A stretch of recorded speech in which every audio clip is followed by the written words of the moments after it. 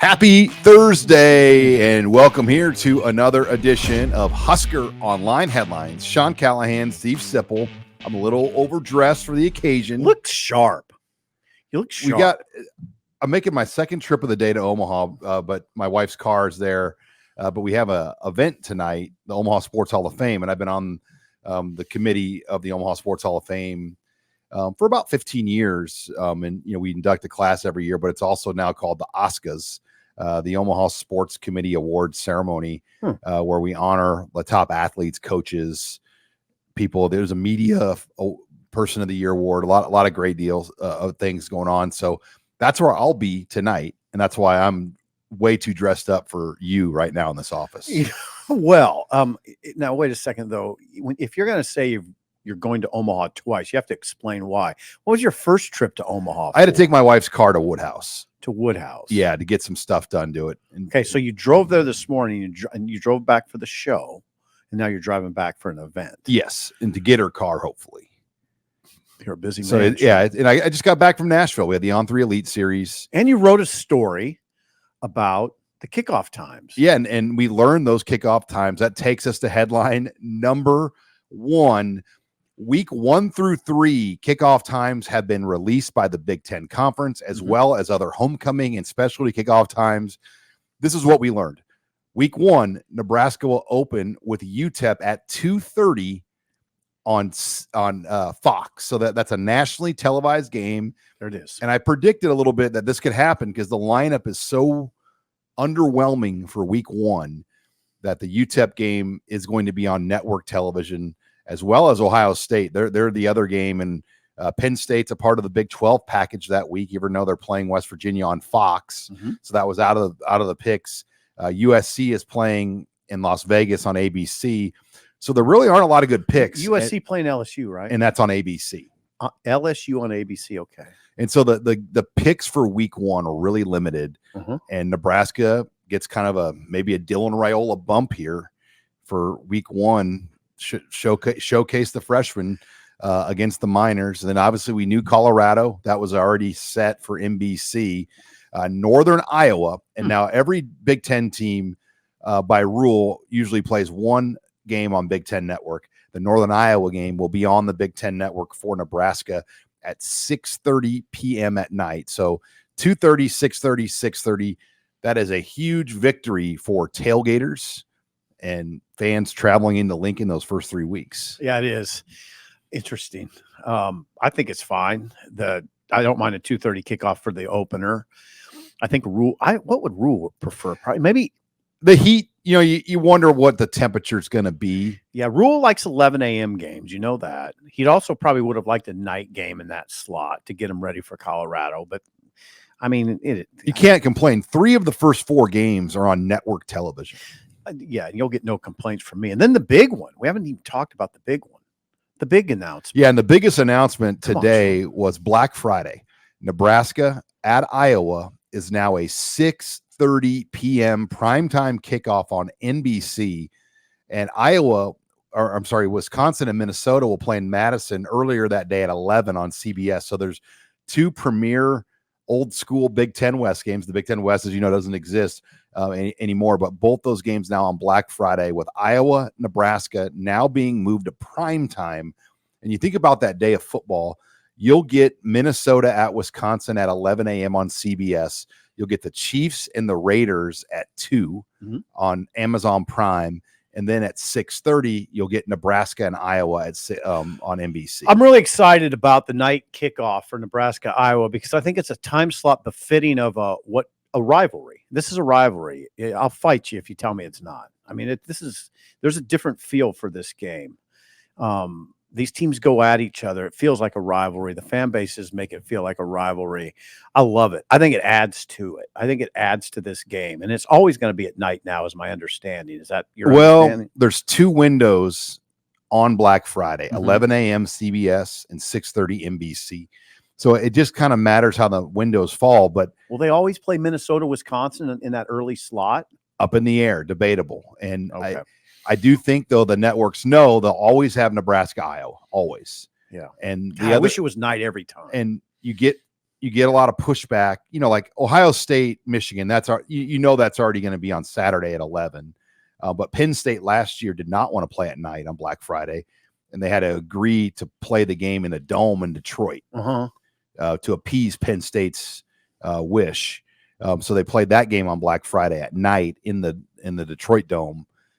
What's that dome called now? The Ford Field? Yeah, probably Ford Field. It used to be the Pontiac Silver Dome back in the day. Know. Hey, Sean, why not lock in Nebraska, Iowa at night, 6:30 every year? Why not do that? Yeah, it's great. I mean, if I were running the show, if I were Tony Petitti, and if I was a high-powered TV executive, I'd push for that. I like it. I think it makes a lot of sense. Do you know what that means, though? Like, you could theoretically have your full family Thanksgiving in Lincoln or Omaha or anywhere in Nebraska. You could leave Omaha or Lincoln at noon and make that game. So you'll get a lot more Nebraska fans, I predict, than ever before that will travel to this Iowa game. Yeah. Students are not on campus. It's Thanksgiving break.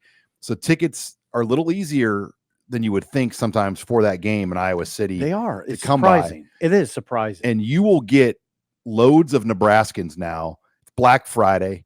Get out of the house. You're not working.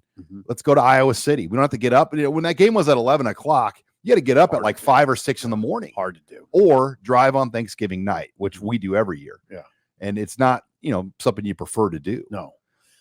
So no, you're right. That's it. And I'm more about it just being a time slot that's more befitting of the magnitude of the game. It hasn't always been a game that's deciding a lot so far, but it always feels big to me. Well, in football under the lights, this looks better. Nebraska, Iowa under the lights will look marvelous. Like 11 a.m. the day after Thanksgiving, sometimes it just looks sleepy. Yeah, this will not look sleepy. There'll be nothing sleepy about this. Even if the teams aren't great, it won't look sleepy. I love it. I love how CBS and they put Minnesota and Wisconsin at the 11, and that won't be any longer than 3 hours. Yeah, because the way they play. And the Chiefs play at 2. Makes sense. So it's almost strategic. Like, hey, we'll get this game done in 3 hours because we know we're going to lose viewers to the Chiefs Raiders at 2. That's big news for Wisconsin, Minnesota too. That game's never been played on Friday. I don't think Barry Alvarez was ever really a fan of something like that in the past years. You would know better than I would on that. I don't think he was a fan of Black Friday. Really? No. I mean, not a lot of people were. But for Nebraska, that's 2 Friday games, obviously, this year. We learned the Purdue game in West Lafayette, the first road trip of the year, 11 o'clock, which is a huge victory for the road team, I feel like. Because it's sleepy. Yeah, and you're not like I feel like more often than not, our trips to Purdue have been night games. Yeah. Like you're right. There's been very few 11 a.m.s over the years. And that could be a little sleepy, which Sean, you just get into this psychological game now. Sometimes that can, I remember Bo Pelini talking about how that can be a disadvantage even for the visiting team because you got to somehow generate your own energy. But anyway, Rutgers homecoming game, we know it won't be a night game. It's an 11 a.m. or a 2:30 or 3. And a lot of these homecoming games Nebraska is involved in, and Nebraska seemingly is involved in all of them this year for some reason. Rutgers game, the more I look at that game, the more it looks like a toss-up to me. And Rutgers is pretty good. Sean, Rutgers likes what they have. And that's an 11, 2:30, or 3. Indiana, it's kind of a joke. They flex the time. They literally put every time as an option. 11, 2:30, 3, or 6:30. That does you no good. No. At least Nebraska knows the Rutgers game won't be a night game. So you can plan at least that much. Ohio State, 11, 2:30, or 6:30. USC, this got my attention. Obviously, 2:30, 3, 6:30 are options.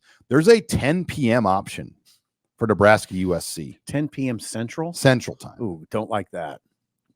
I don't know why I don't. I just don't. That's just too late, in my opinion. And this kind of slipped through the news release cracks, but Oregon's opener with Idaho is going to be a 10 p.m. game on the Big Ten Network. 10 p.m. Central. So the Big Ten Network 10 p.m. Central. in the television package is going to have some of these Pac-12 after dark type windows. Okay, well, I guess I'm not going to complain too loudly about that.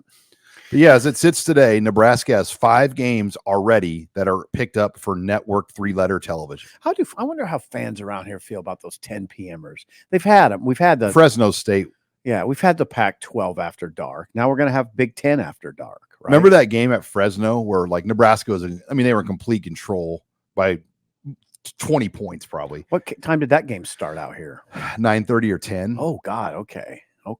And anyway, during that game, I remember at the end of the game, Fresno was still trying to score and call timeouts. And Bo Pelini just was like, what are we doing? Yeah. I vaguely remember that. That was I was probably writing a deadline at that point. I don't even know what you're talking about. That was a T.O. Jeff Jamrog special. They did some of those 2-for-1s back in the day where Nebraska would travel to like a Mountain West state. Like they played at Wyoming. They played at Fresno. Yeah, going to Fresno is kind of like going to another country.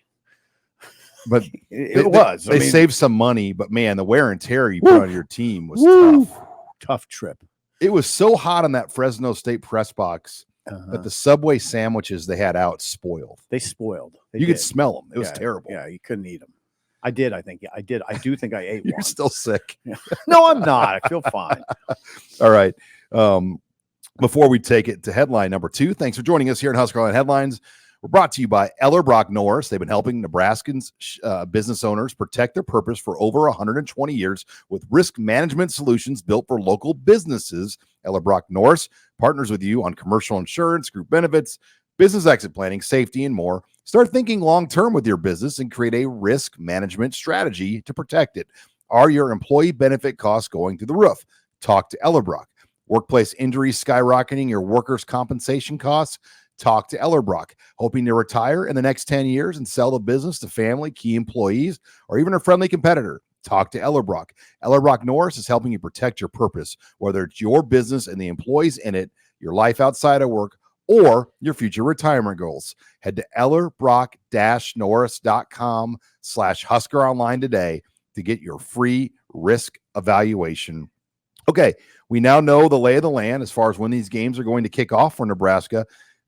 Headline number 2, let's zone in a little bit on UTEP and Colorado. Okay. Because I'm going to toot our own horns here. I think we're about as clued in on these two opponents right now as anybody. You and I both did extensive breakdowns where we talked probably the most inside people to those teams that cover the programs. I talked to Brett Bloomquist from the El Paso Times, and you talked to Brian Fonseca, New Jersey Advanced Media. And he's the that's Rutgers, Colorado. Oh, Colorado. Yeah, I'm sorry, Sean. I just got off the phone with the Rutgers guy. That'll come late next week. We're really screwed if you talk to the Rutgers guy about Colorado. Yeah, that'd be screwy. That would be weird. Brian Howell of the Boulder Daily Camera is who I talked to, and I mean, he's like you. He's written several books, and I've done 2. Well, that's almost several. But Brian is very well versed in Colorado. So yeah, let's talk. Well, yeah, UTEP. I'll tell you this. I read your UTEP. It's similar to Colorado. I mean, they're replacing 75% of their roster right now. When you look at what they have a 34-year-old head coach coming over from Austin Peay. And you look at this team, Scotty Walden. Scotty Walden is the name. 34. Kind of looks like PJ Fleck 2.0. He kind of does. So yeah, you mentioned it. They could have 18 new starters. That's 18 of 22 men, obviously. 75% of their roster changes. It looks like you said that this is interesting, Sean. Think about the dynamics here. Dylan Raiola, first game, playing a team with a completely restructured defense and nobody back in the secondary. All new secondary. Works out pretty well for him, right? Yeah, and it's going to be loud. Yeah. You look at Dana Dimmel had been the coach at UTEP before, former K-State, longtime guy. Walden wiped out everybody. Only like one behind-the-scenes person with limited experience stayed on. Support staffer. Yeah, and there was like a guy that had been there for like 30 years involved in the football program. He was relieved. So it was a complete wipeout of everybody at UTEP. So that will be their first game coming into Memorial Stadium with all of these new people. I think I've seen an early point spread at 28 points already for Nebraska. Yeah. I saw 28.5. And going back to what Scotty Walden did, that's what you do, Sean. Dana Dimmel was 29 games under 500. Okay, 20-49. He went to one bowl game. Yeah, 20-49 was Dana Dimel's record. The new coach apparently felt like you just got to get everybody out. That's too much losing. I mean, it is. That culture needs to be removed sometimes, and that's obviously that's what he felt. This Walden intrigues me though, because at one point he was a 22-year-old offensive coordinator. Yeah, for a school in Michigan. Yeah, he's risen fast in this business. He was the interim head coach at Southern Miss at like age 28. Yeah, and then he went to Austin P and was 26-14 at Austin P, and obviously got a lot of AD's attention, the UTEP's attention for sure. And here he is, 34 years old. And Sean, it's a lot. It's a lot for UTEP. It's a lot to think about for UTEP to come in here against, a team that is pretty established now, right? Under Rule in his second year. Nebraska does have a lot of players back.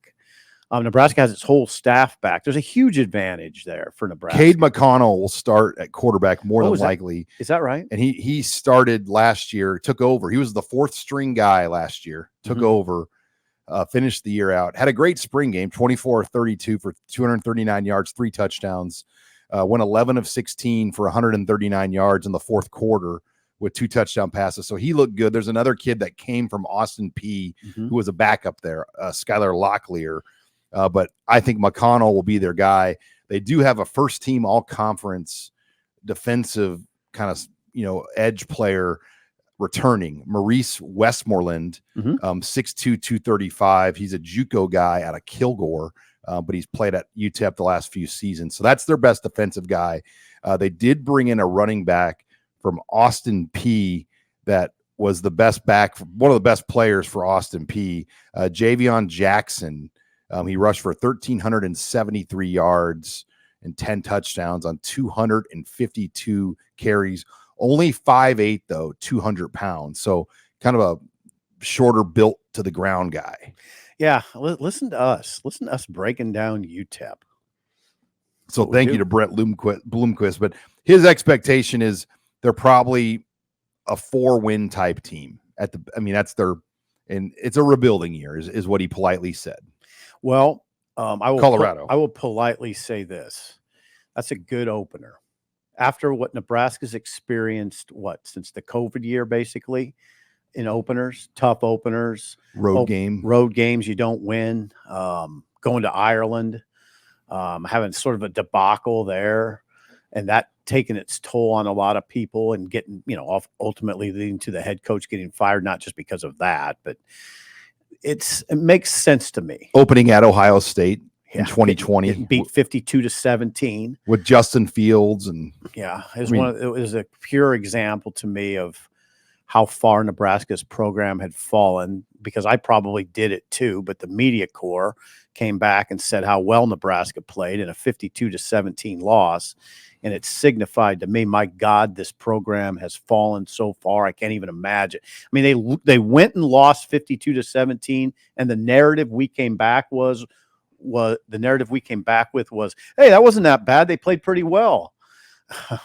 I just envision you already arguing with Parker Gabriel about that back in. I wasn't arguing, because I think I was kind of contributing to it.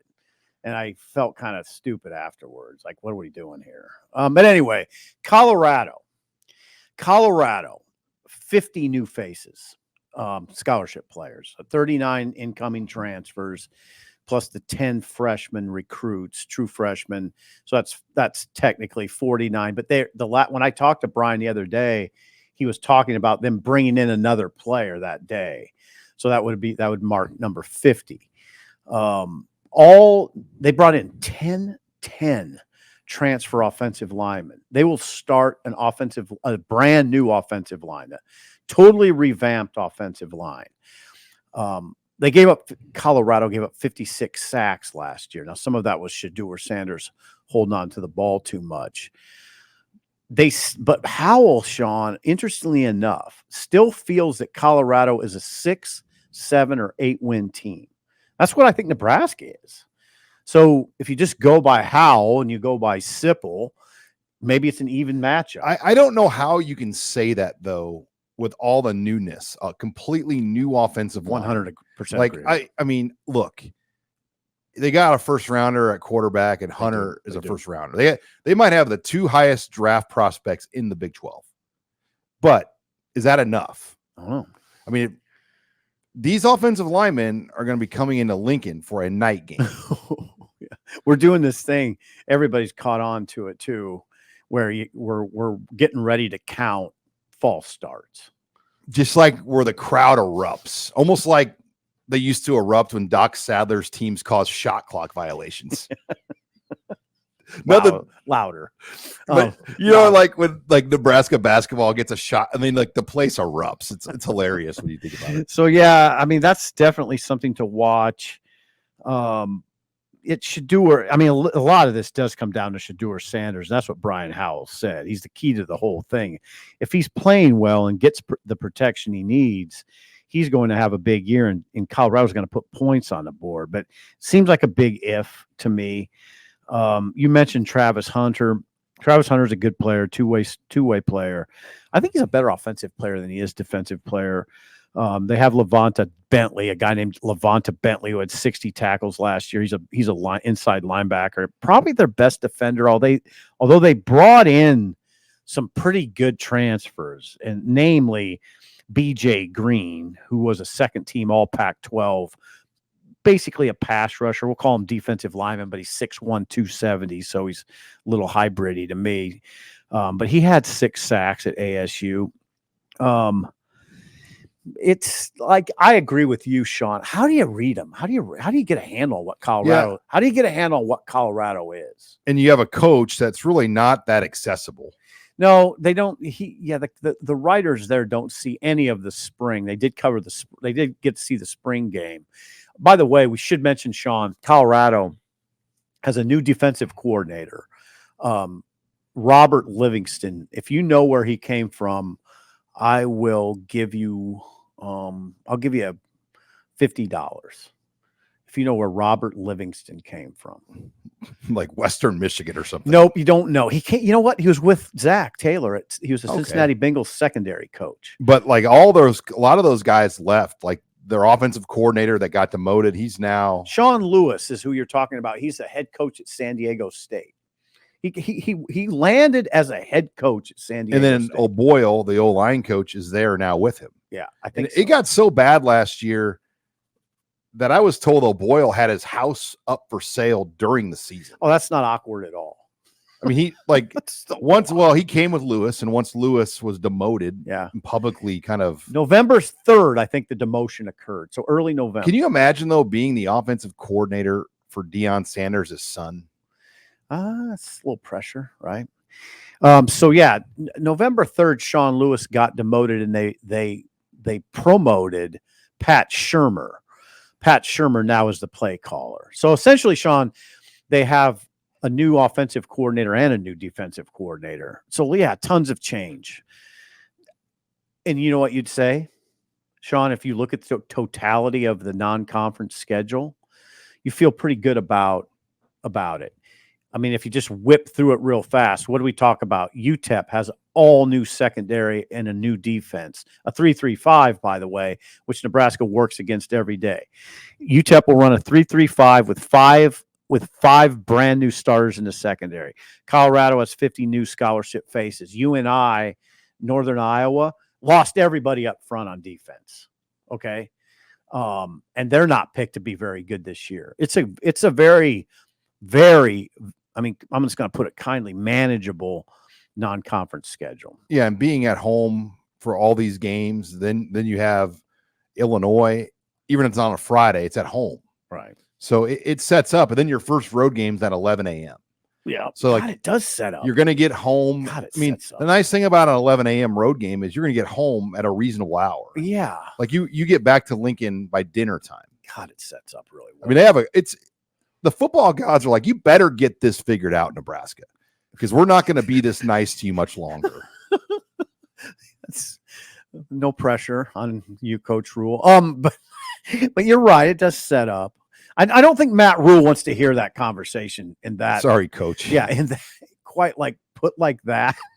But you're right. It's set up about as well as you could imagine, right? I'd watch that Rutgers game, though, Sean. Watch that Rutgers game. That'll be a fight.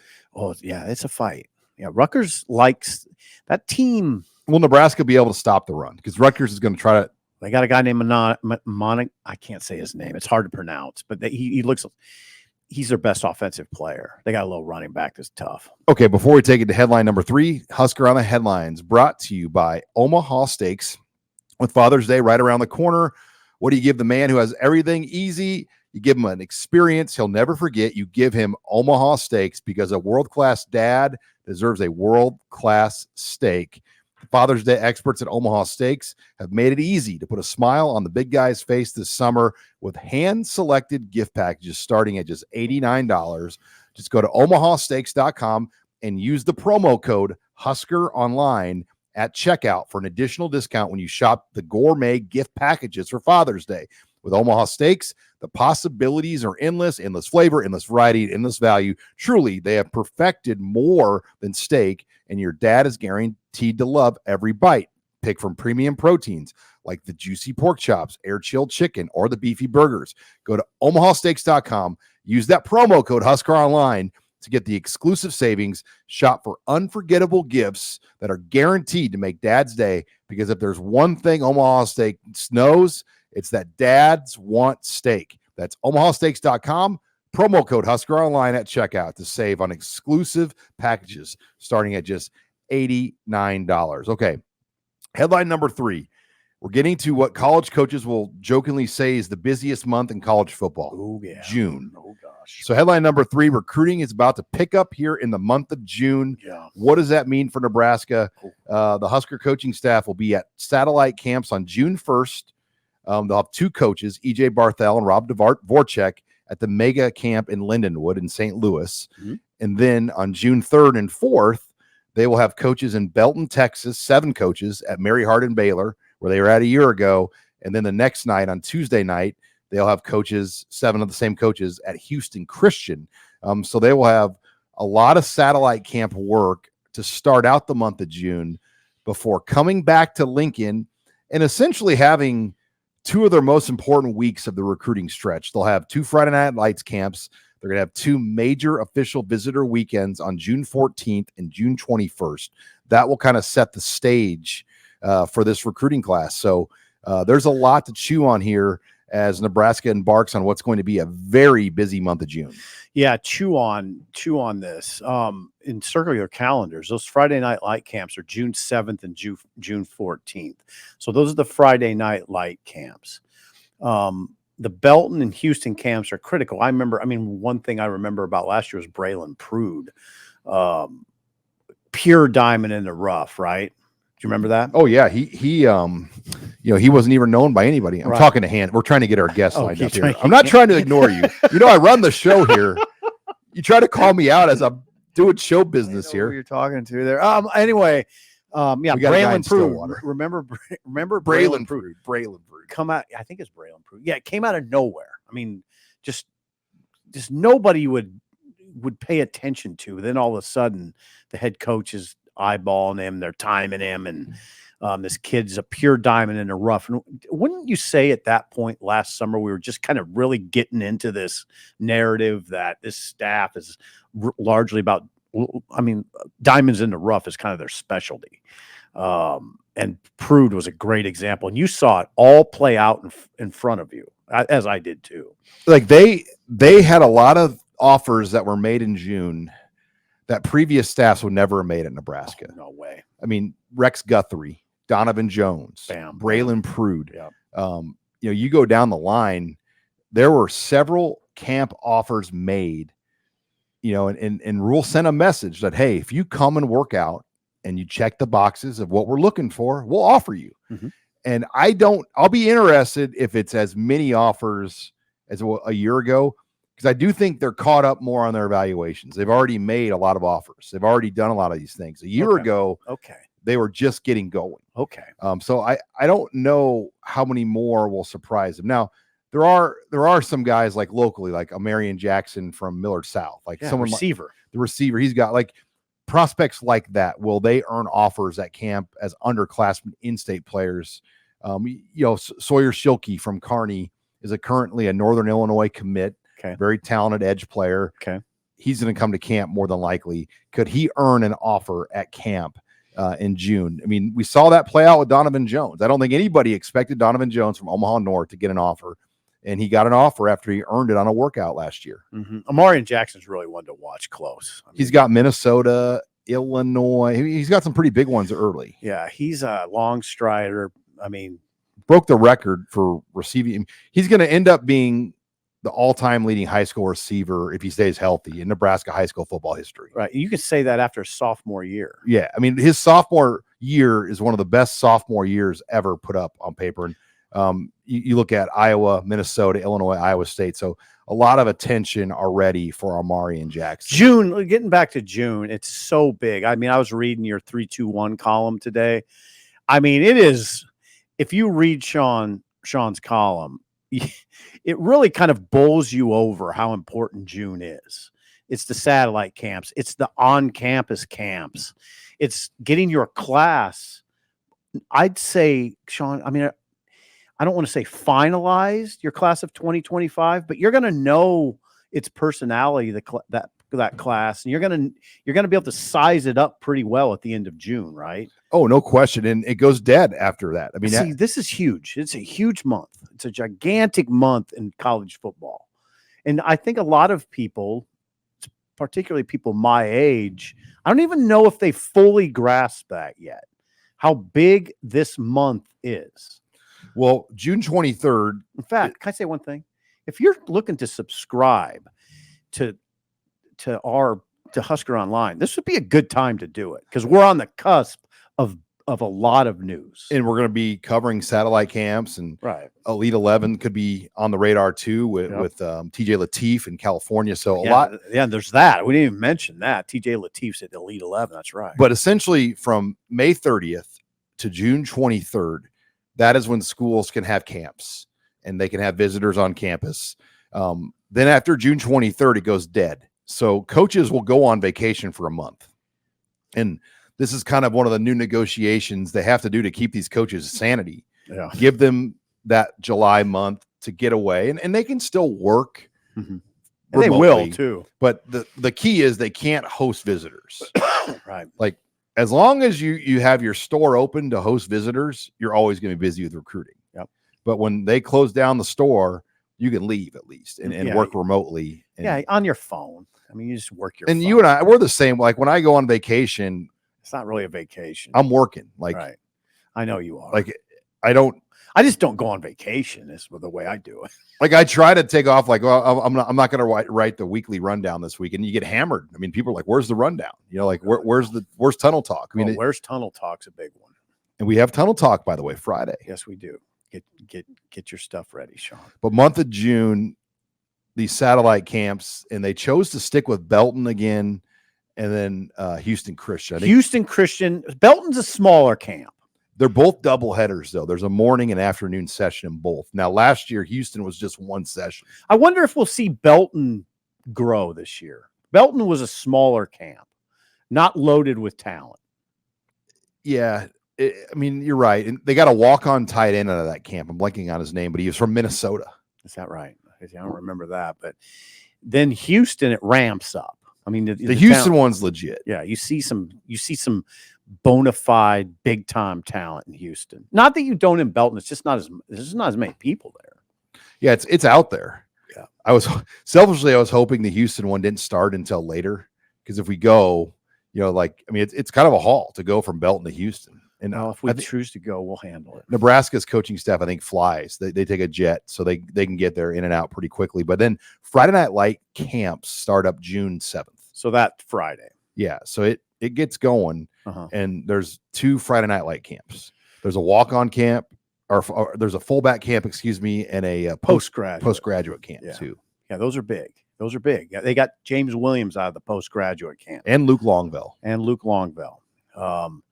So those are, and then, the fullback camp is sort of paying homage to a position that was remarkably important in this program. I kind of like that they do that. I mean, they kind of the fullback though doesn't. I mean, explain that to the. They kind of had a quiet spring. I'll just be diplomatic in saying it that way. I don't know what the role. I mean, the fullback to me is more the tight end now. I think athletic tight ends that can move around.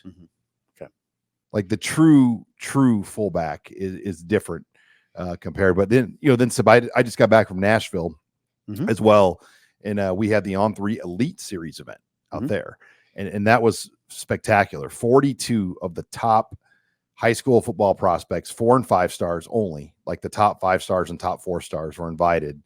And they brought in educational NIL speakers from sports agent Jimmy Sexton to NIL attorneys to former NFL players, Will Compton.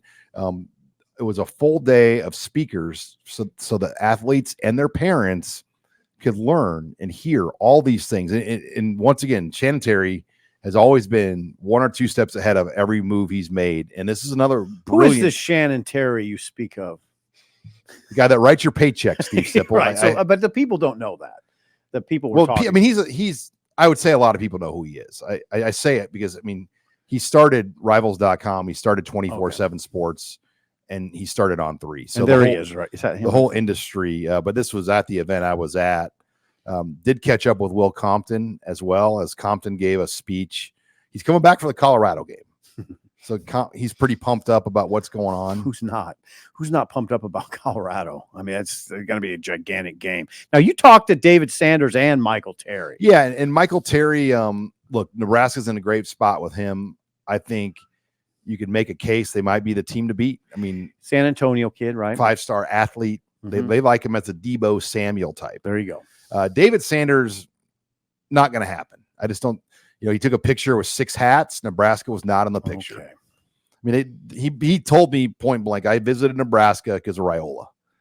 And that was really the end of that. So David Sanders, and look, they hadn't been recruiting him very long. I mean, Nebraska, the other teams have been recruiting David Sanders for 2 or 3 years. That's it's tough. It's hard. This is the best. I mean, this is right.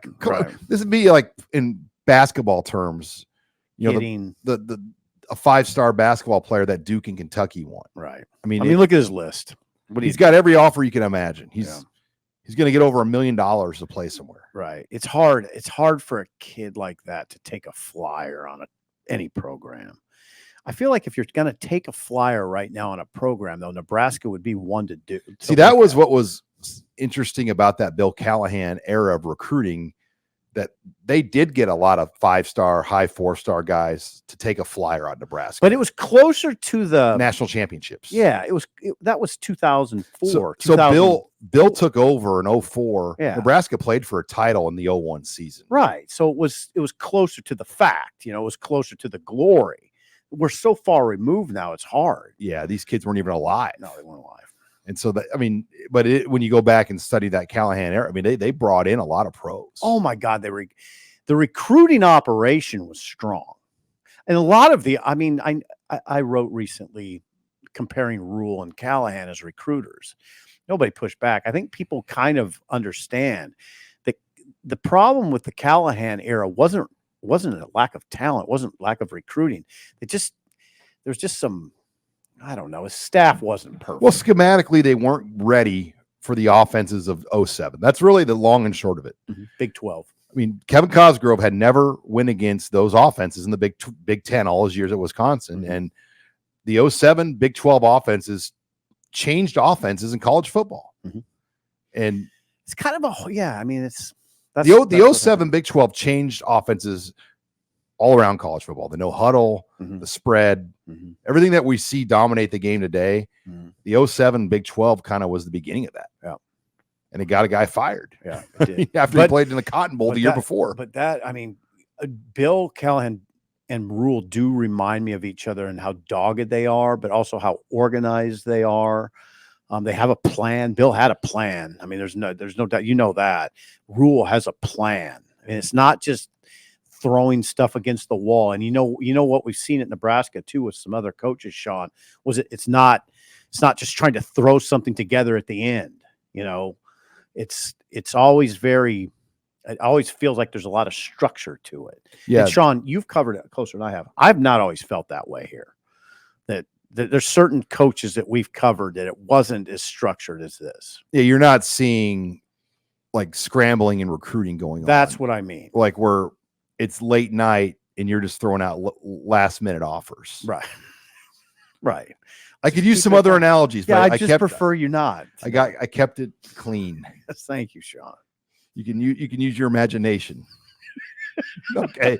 Let's go headline number 4 before we get to that. If you're not a member of HuskerOnline.com, make sure you check us out. We got a great special and a great deal going on. We're going to give you 2 months of access for $1. Simply use promo code NU1. That's promo code NU1. 2 months for $1. This is the month. This is a month to do it. If you're ever going to do it, this is it. Now, don't tell. This is a special just for the YouTube. Oh, and sorry, don't, Sean. keep it quiet. Yeah. Because this is for the YouTube and podcast listeners. We're giving you a deal here. Just saying.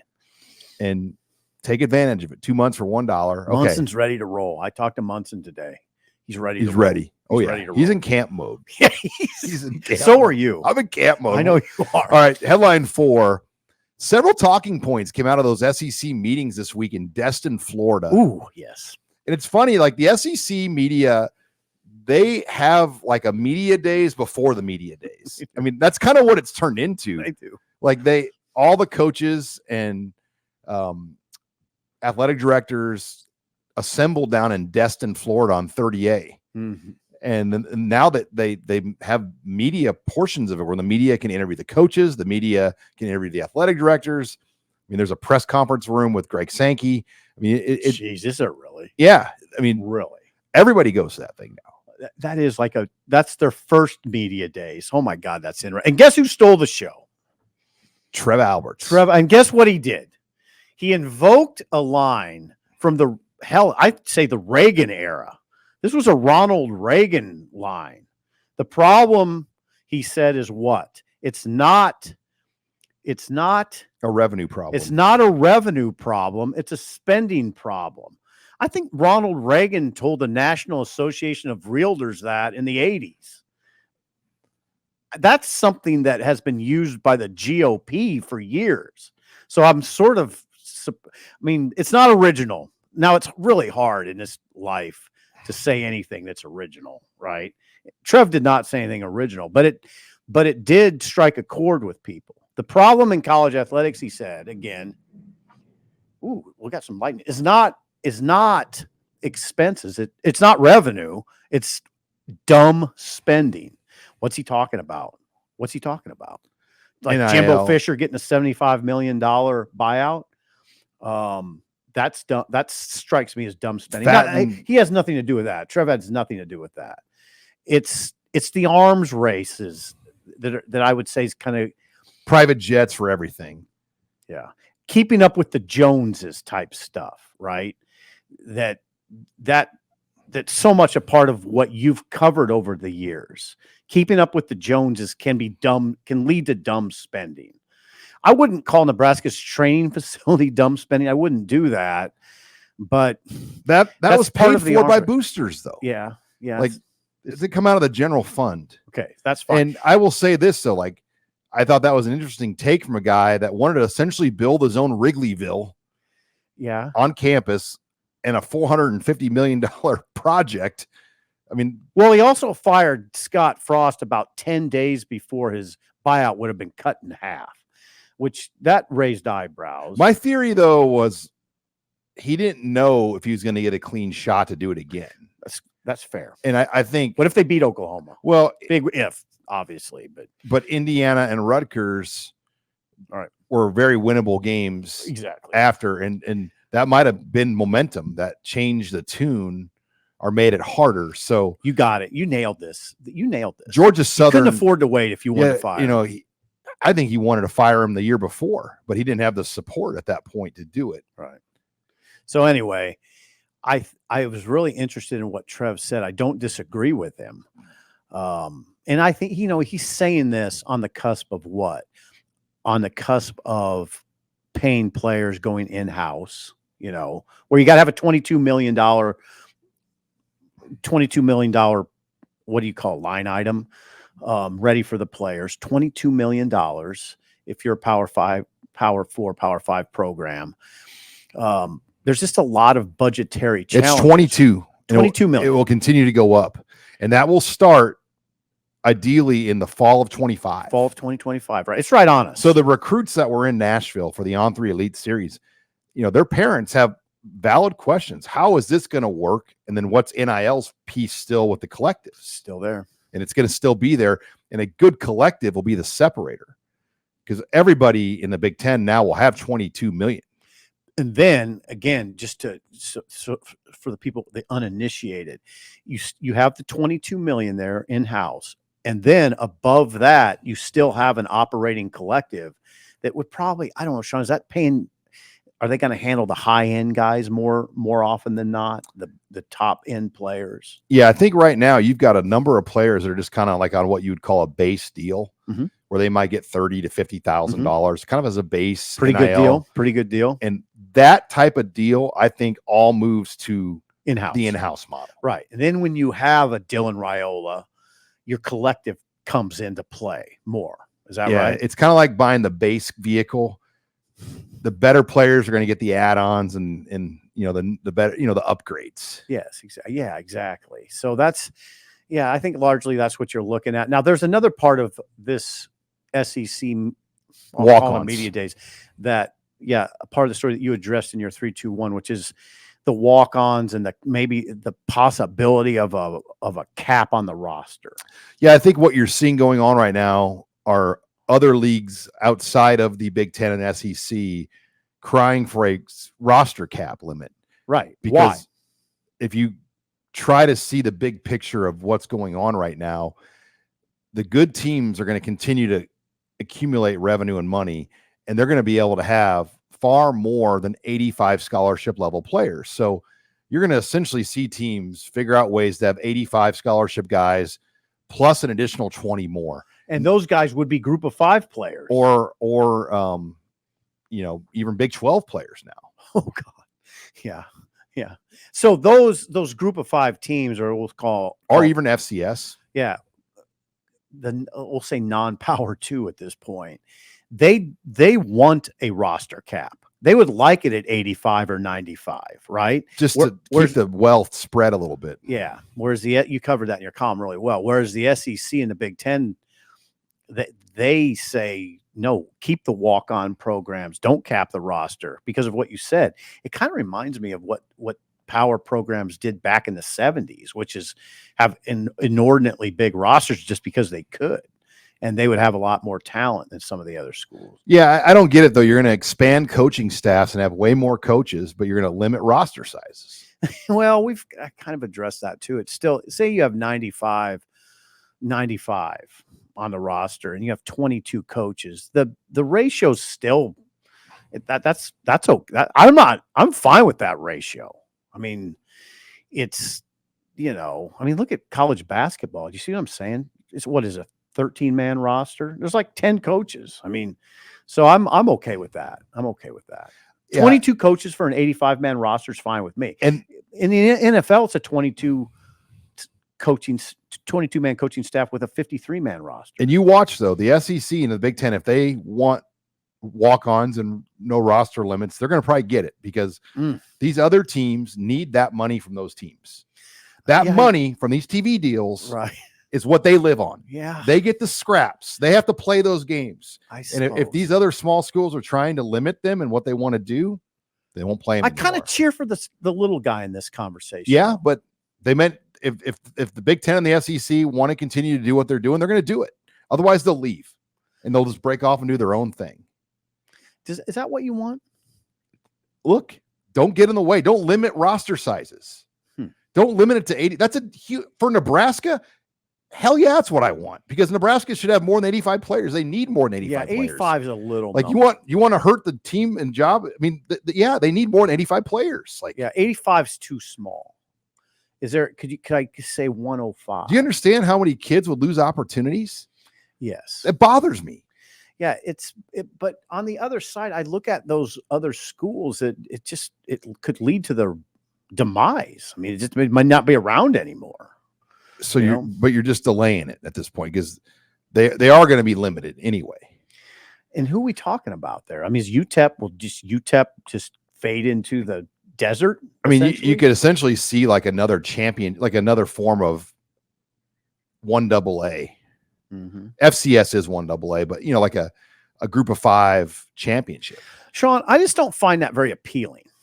And then when you start yelling about the Big Ten and the SEC breaking off, what kind of world is that? Well, they've already done it. No, they control all the major arteries. They haven't broken off, but they control. They absolutely have. They not control the TV windows. Yeah, they have not broken off. You can't say that. Well, Florida State and Clemson won out of there. I mean, I'm saying they're already positioning themselves to break off. I'll give you that.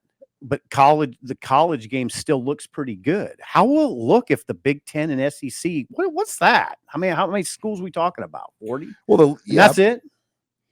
That's it. That's all we're doing. That's not college football. That's not what that is. Okay, don't call it college football then, because that's not what it is. Well, some would say it's not college football anymore. Right now, it is right now. It is right now. So kids getting $1 million plus deals is college football. Yeah, I mean, they're still going to college. Shedeur Sanders has went into a classroom one time in 5 years. There's some extreme examples to the contrary. Okay, let's get before we go to headline number 5. Again, if you're not a member of HuskerOnline.com, great time to check us out. We'll also have complete coverage of the regionals down in Stillwater, Oklahoma. Oh God, we still got Grant. 2 months of access for $1 by using the promo code NU1. 2 months of access for $1. Promo code NU1.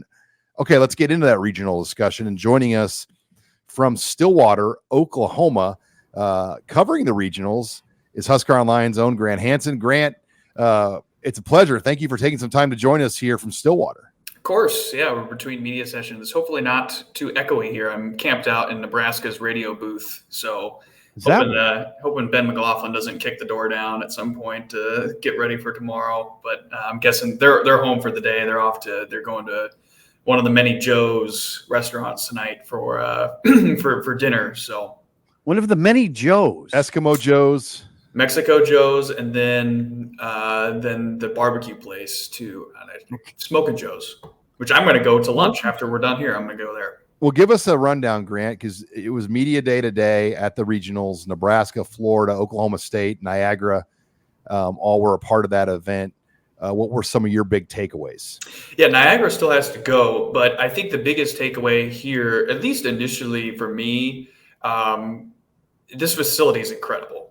I think, and I know that doesn't have maybe a whole lot to do with what's actually the baseball being played this week, but I can say this right at the outset, like for the Nebraska fans who are coming down to see this, you are going to absolutely enjoy this ballpark. It is beautiful. So leave that there at the outset. For Nebraska, and I wrote this in the story just recently that we just put up maybe like less than an hour ago, Nebraska's not changing anything. That's the big takeaway from their press conference. We are keeping it simple. It's another baseball game, not worried about the big names, not worried about other things outside the lines. All we're worrying about is baseball. That was the mantra. And to be honest, that's been the mantra for this team all year, has been consistency, stay in the present.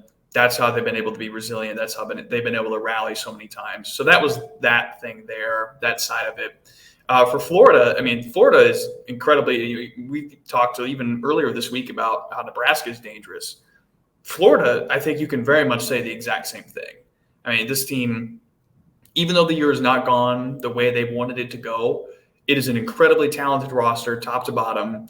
Liam Peterson, who the Huskers will face on the mound, is a freshman, a guy who very, very well could have signed a major league deal, decided to go back to Florida, play at Florida, and not go straight to the pros out of high school. He has had a tough start to the year and has been lights out in his last 5 starts dating back to April 19th. So this is a guy that Nebraska is going to be very, very much challenged with, and a guy that Florida players and coaching staff, and they've seen a real change in over the last month where he's really picked up a ton of confidence. So it could be very fascinating tomorrow. The other thing that could be fascinating tomorrow is the weather. It's been raining all day here. There's going to be some more rain, I think, at points in the schedule tomorrow. So I don't think there's anything real firm yet on when that's coming, but that could be something to watch if you're sitting around at 2:00 and the game hasn't started yet. stay tuned to your Nebraska baseball Twitter account and other things for those sorts of updates, because we could have some inclement weather messing with the schedule a little bit tomorrow.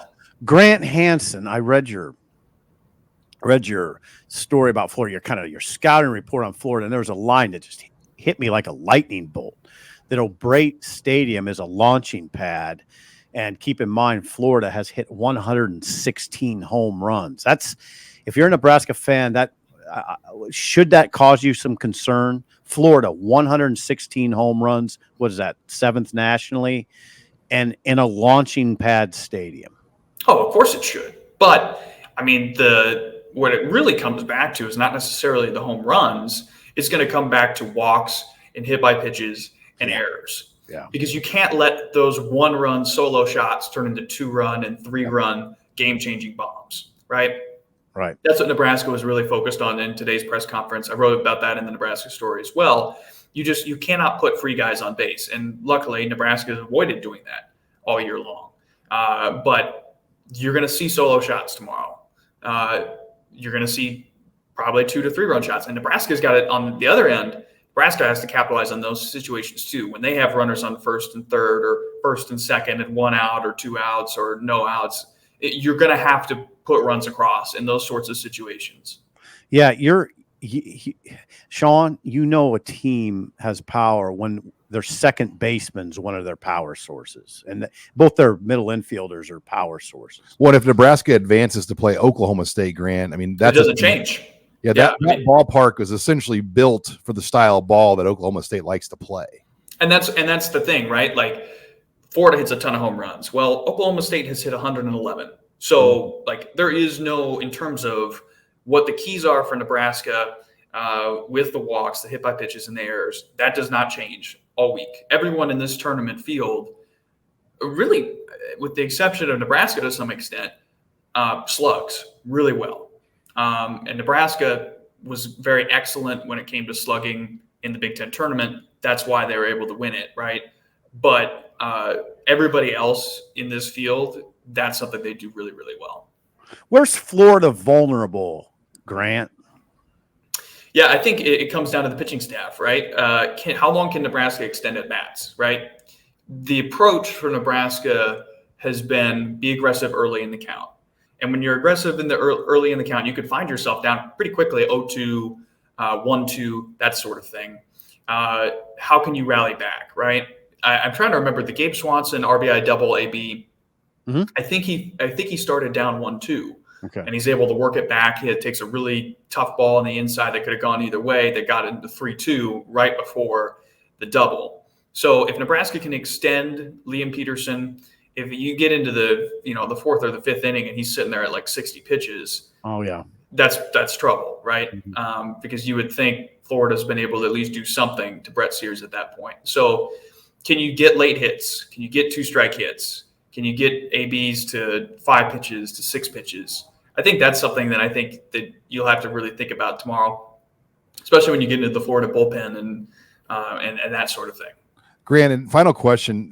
We all heard about Florida's first-round draft pick pitcher. Why is he not throwing in this opening game against Nebraska? He just hasn't. He just hasn't all year. Jack Caglione is probably if I was going to pick a face of college baseball right now, this year, it's probably him. He was number 2, I would say, last year to Paul Skeens. But this is the primo two-way guy in the country. And the problem is, when you pitch, it takes a ton out of you.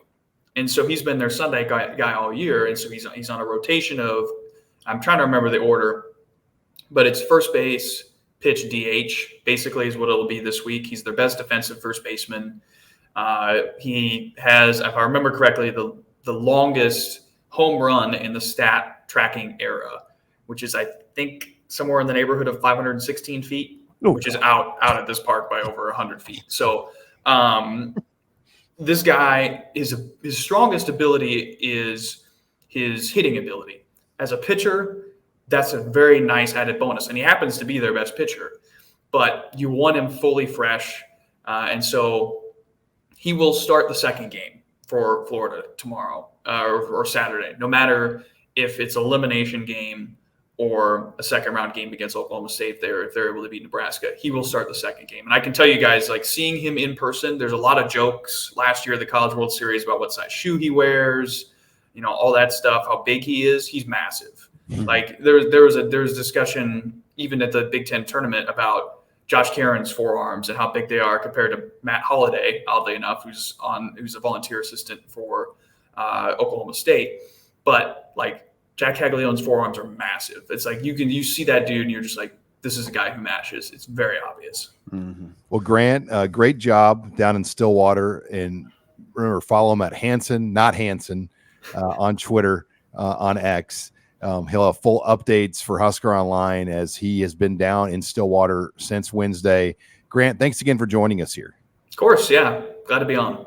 All right.